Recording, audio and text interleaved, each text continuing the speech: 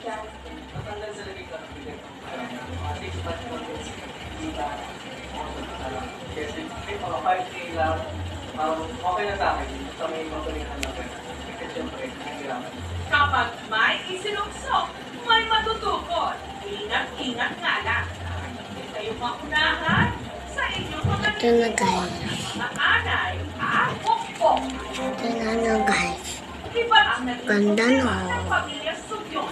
At pagawin natin isa. Galon ng tubig ang ginawa Ganito. nilang alkansya. Kaya safe na safe mula sa pokpok o anay.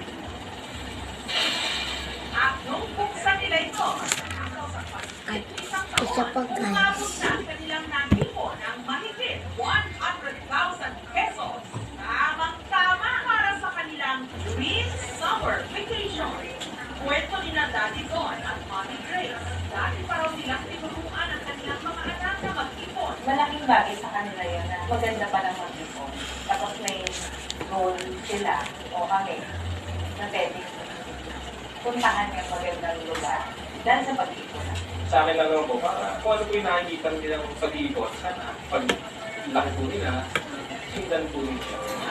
Nga, sa maliit na alkansya lang nila inuulog ang mga natitipid nila mula sa kanilang mga bahon. Kasi na, ang mga pamaskong natanggap ng mga bata, diretso sa alkansya. Pag-uwi po namin, meron po kaming titirang pera nilalagay po namin. Hanggang ang kanilang maliit na alkansya na puno. Kaya inilipat na nila ito sa galon ng tubig. Yung kumbaga, hindi na namin namalayan. Nakapunta na sa kanila. Nagulat na nga nito ba? Pero kalaking halaga. Yung mapupuno. Kahit may size siya, tulong-tulong lang. We're happy and just like, yo, we're about to go to Boracay anytime soon now. Motivation na namin. Sabi namin kung gagawa kayo. Kasi hindi ako nakakarating na. Ang problema, ang kanila kasi pinag-ipunang bakasyong ng grande.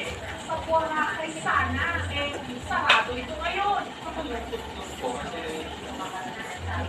hindi mo pinag-una. Boom! I like